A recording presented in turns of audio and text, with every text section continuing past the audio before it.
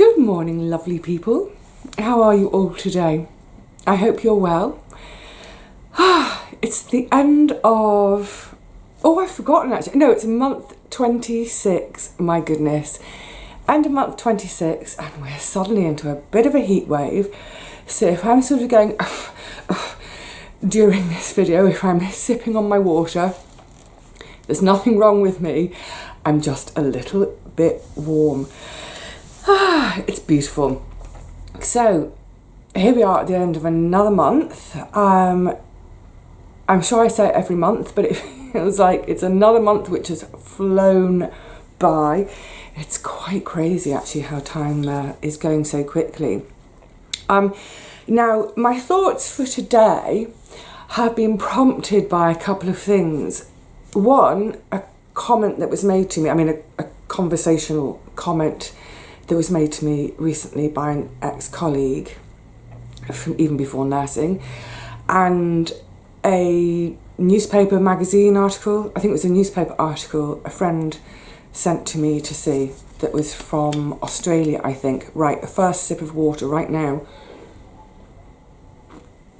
It really is warm.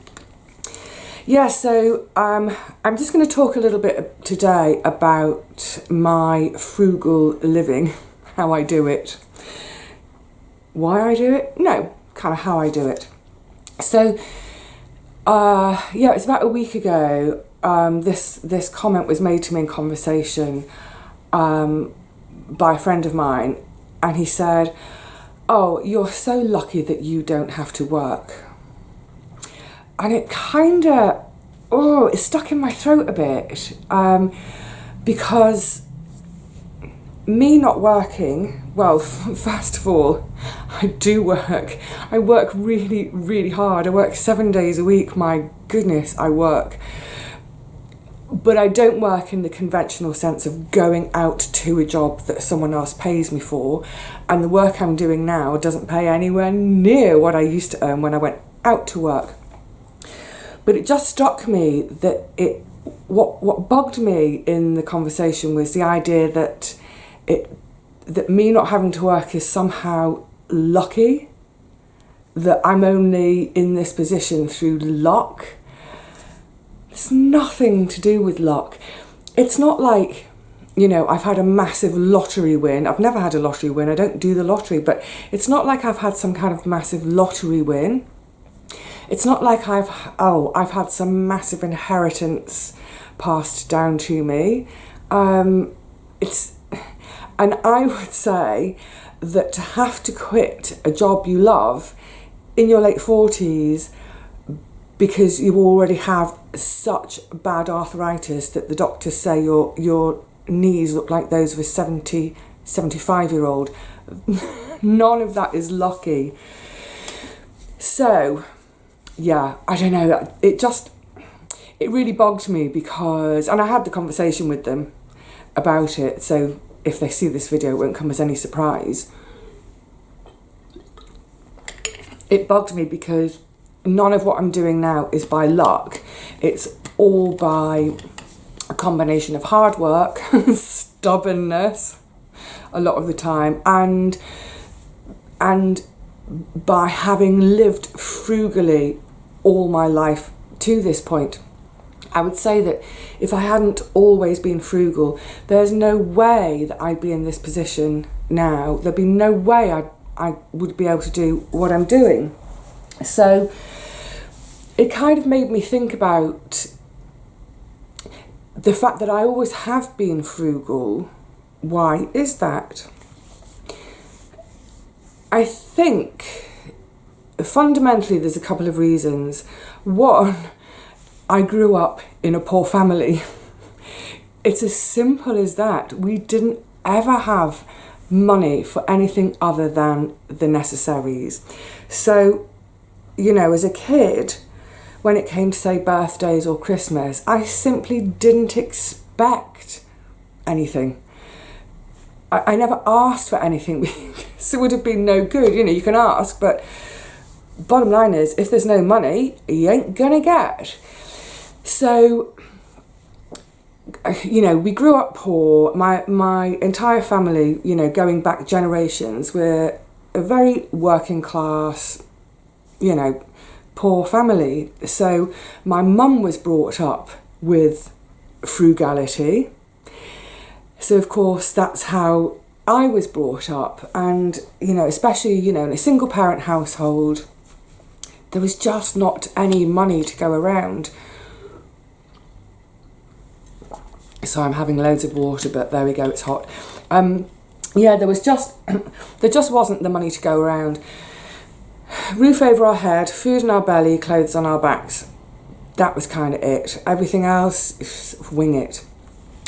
But growing up that way, I had some really important lessons right from the get-go, which will lead me to mention this article in a minute.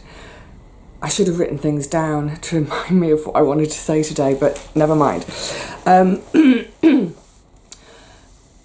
So, because there wasn't much money to go around, what we did have, we looked after. So, for example, clothes. Now, obviously, as kids, we grew. I, in particular, shot up. I don't know when I had my big growth spurt. I was 12 or 13 or so, shot up. So, as kids, yes, we do grow out of our clothes. But nearly all the clothes I wore were hand-me-downs from my sister. I don't know that happens so much these days. But everything that my sister had was kept. And then, because I'm 3 years younger than her, I would then grow into, and actually it got to a stage where I outgrew her. But our clothes were looked after. If it looked like a seam was wearing a bit thin, or even popping or whatever, it would be repaired. If a button came off, it would be repaired. If a little tiny, snag happened, it would be repaired.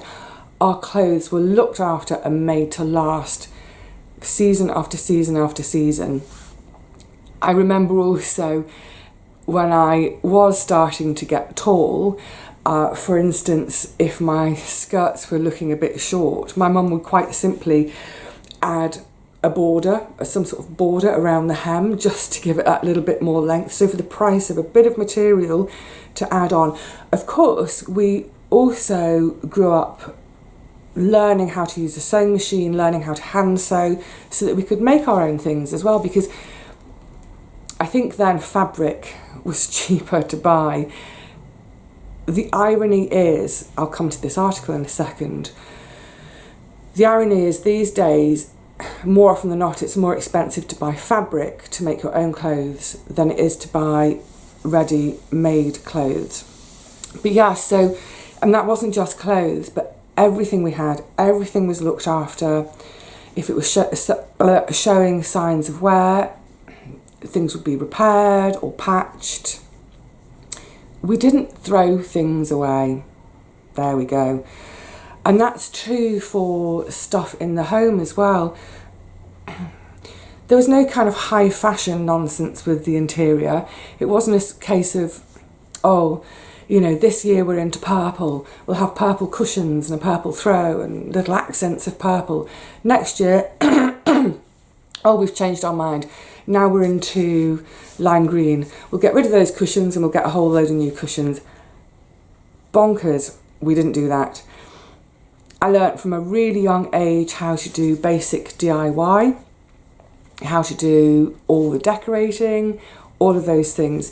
So right from a really young age, I think one of the best things my mum gave me, my family gave me, was this sense of doing things for ourselves. We didn't ever get someone in to do something for us where we would have had to spend money to pay them to do it. We did it all ourselves, and those sort of hints and tips and tricks, they've sort of trickled down the generations and been passed on and spread amongst us. So undoubtedly, that gave me that sort of, it's so, I'm trying to find the right word. I was going to say it's so bred into me to be frugal. But then, as I became a grown-up, did I? I'm still working on that one.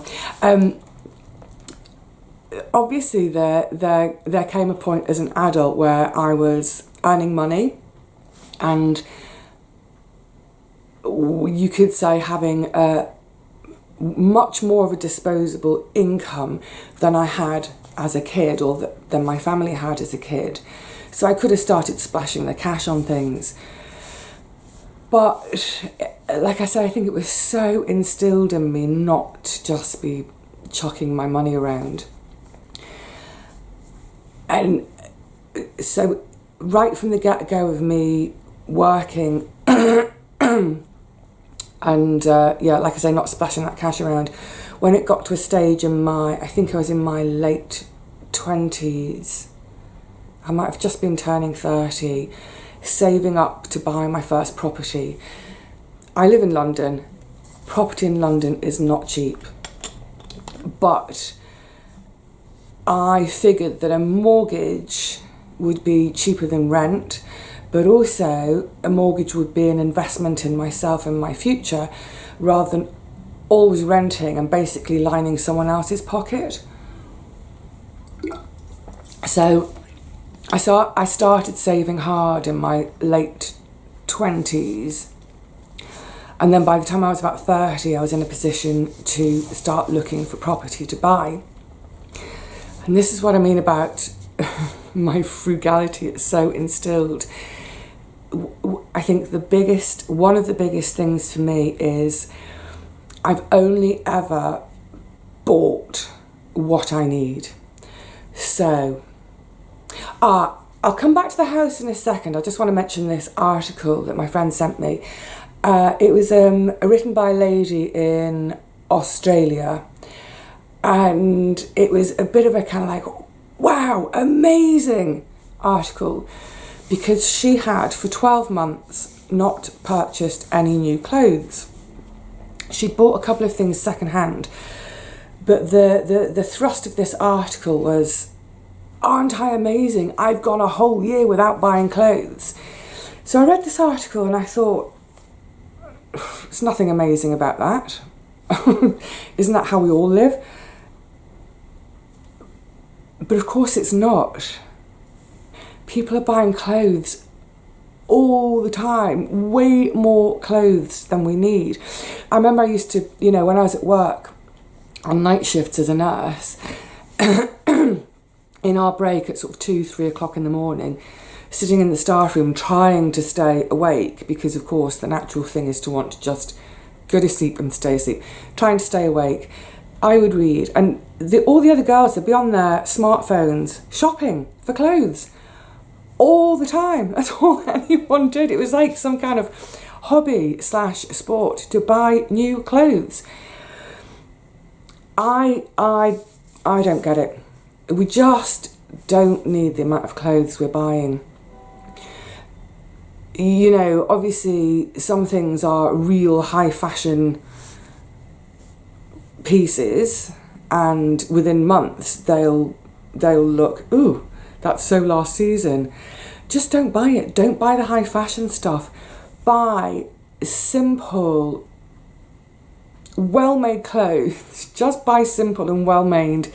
Look after them. They'll last for ages. And that's another thing. Washing, doing laundry. People washing things when they've only worn them for a couple of hours. It's crazy. Of course, anything that's in close contact with my body, my intimate garments, whether it's my socks or my vest or my undercrackers, yeah, they get washed after I've worn them for a day. But a jumper? I'm not going to wash a jumper after one wear. Bananas. So I'm saving on my laundry bill. I've got so many thoughts flying around in my head today. Yeah, but it just really struck me that this article was seen as being something amazing and revolutionary and revelatory, that, a person could manage to go a whole year without buying clothes. I'm not suggesting we go back to the poverty of Victorian times and all the diseases, but maybe we need to rewind the clock a little bit when it comes to our attitude about buying, especially clothes, because How many pairs of jeans do you need? 2 pairs of jeans. 2 pairs of jeans is all you need. One for the garden and one for best. And when I say best, I mean, you know, going to the pub with your mates. And even then, do you really need 2 pairs? 1 pair would do. And if they get a bit muddy in the garden, leave them to dry, brush the mud off. Who cares? It does my nut. The point is, just because we have mass production doesn't mean that we need mass consumption. So I think it's clear, isn't it, that I've always been wise with my money. So when I've had money, I've saved it. And just coming back to that property thing and never taking more than I need or never buying more than I need, I could probably at that stage have bought a 2-3 bedroom house. Didn't need it. And the other thing is, my first property, actually I've owned 3 properties.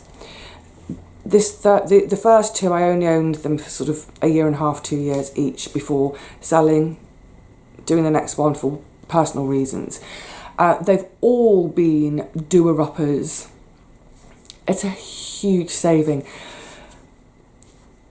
When I think, so for example, this property that I'm in now, let's say in the state that it's in now, it would probably, I won't talk exactly how much it's worth in today's terms, but let's say when I was buying in this state, it would have been 100 grand.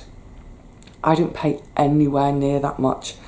I had to invest some money in it. I had to put central heating in. It didn't have a kitchen, etc., etc. But the amount of money that I put in was nothing compared to what it would become worth, plus a bit of my elbow grease. So back to that thing of that friend saying to me, I'm really lucky that I don't have to work. No, it's not luck. It's a lifetime of being frugal, using my money wisely, never buying what I don't need. That is the bottom line, isn't it? Don't buy what you don't need. We are surrounded, bombarded by images of stuff. You need this, you need that. No, you don't. Get your basic stuff sorted and look after it. It's like I always say, back to what I was saying even a few minutes ago, a roof over my head, food in my belly, clothes on my back. That's kind of all I need. So that's where I would invest money. Outside of that, I don't need to go shopping every Saturday. I don't need to be in big shopping malls being tempted to stuff that is just going to clutter up my home, and I just don't need it. And I think this has been another influence on my frugal living as an adult. From a very, very young age, I have been what you might call green or eco-friendly or environmentally conscious, however you want to put it. But yeah, from a really quite young age, you know, going veggie, thinking about sort of the chemicals in the home, etc., etc. And that all also feeds into living frugally. Every now and again, I might think, oh, it would be good to have such and such a thing. But then more often than not, I think about how am I going to dispose of that once it breaks down completely. So over the years, more and more of the things in my home they're either made from metal or wood or glass. You all know by now that I'm not a huge fan of plastic, especially single-use plastic, but not even single-use plastic, long-use plastic. I'm just not a fan, because I think when we're all long gone, I look around me in the flat, most of the contents of my home, they just rot back into the soil from where they came. Yay! But of course the plastic wouldn't. So I think yeah, a combination of growing up in a poor family, being quite an environmentally conscious kid and adult, that's all fed into it. So I was going to say make daily choices. I think not daily choices, because these things don't come up daily. Or certainly in terms of making the choices, they don't come up daily now, because over the years I refined those choices, so I don't even have to think about some things. I don't have to think about anymore. I'm not having to make that choice. But if I am making choices about things, I'm thinking about the durability of the thing I'm going to buy in the first place. I want things to last a long time. I think about things like the fixability of things. If it breaks, can I fix it? Ultimately, once I'm long gone, what will happen to that thing? Because I'm making all these choices all the time, quite often I will simply say no to something. I think I don't really need it. I can't afford it. I don't need it. It's going to break within a couple of years. The more I think about that, actually, that's kind of interesting. This is just occurring to me now, that because over the years I've made so many choices in my consuming, it's kind of freed me up now that I hardly have to think or make those choices anymore, because for the most part, I think I'm set up quite nicely. So, for example, a number of years ago, I switched to a green energy company. What's great is there are more and more of them appearing now. But I switched so long ago, I can't even remember. It's probably 10 years ago. So I do use electricity. I try not to use too much because that's going to cost me. But also in terms of, say, costing the earth, I don't have to worry too much, because I know that all my electricity comes from 100% renewable sources. Having said that, though, I don't want to go mad using my electricity, because if we all use less, we won't have to build as many wind farms, for example. We won't have to put so many solar panels out there, because I'm aware that they have a lifespan as well, and when their lifespan is over, we have to replace them. So from that respect, my electricity isn't 100% renewable. Probably in my lifetime, where I'm getting my electricity from, they won't need to renew those things, but in the next generation they will. So even then I have to be mindful, not just about the cost. So for example, just around the house, I own a Hoover, a vacuum cleaner. I don't use it very much. And that's not because I'm a complete slob, although I am a bit. I really, really, really haven't got time for housework. But yeah, most of the time I use a broom, a wooden broom. You know, it's like I say, it's like going back in time, isn't it? Let's go back to some really basic stuff. So I use a wooden broom. I've got a dustpan and brush. I never will dry my clothes with an electric dryer. They always go on a wooden clothes horse. I've talked about these things before, I'm sure, but yeah, really, really simple little things around the home every day where I'm choosing not to plug something in. Of course, I have to plug the camera in, have to plug the computer in. Oh, a solar panel for my computer, that would be good. But yeah, so I'm going all over the place today, aren't I? It's because it's quite warm. But it just goes back to that comment that my friend made a couple of weeks ago, whenever it was, that me not working has got nothing to do with luck. I'm not lucky to be in a position where I have to leave my job because I'm in too much pain to do it. That's not lucky at all, that's horrid.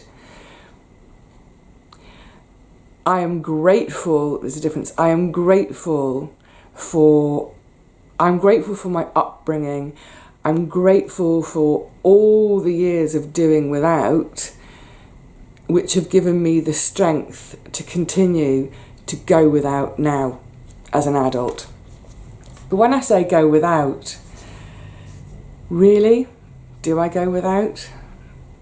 You see, I think I'm richer and better off than so many people who are, even as I'm speaking to you now, they're faffing around on a Saturday buying stuff, using up their time to buy stuff. They don't need stuff, they're going to have to find room to stash somewhere.